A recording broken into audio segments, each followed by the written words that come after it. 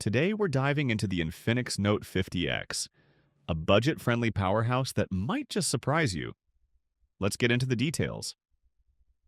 Starting with the design, the Infinix Note 50X comes with a sleek 6.67-inch display, offering vibrant colors and smooth visuals. Whether you're watching videos or gaming, it's a solid experience for the price. Now, let's talk cameras. It features a 50-megapixel main sensor, and while it's not a flagship, you can still capture decent shots in well-lit conditions.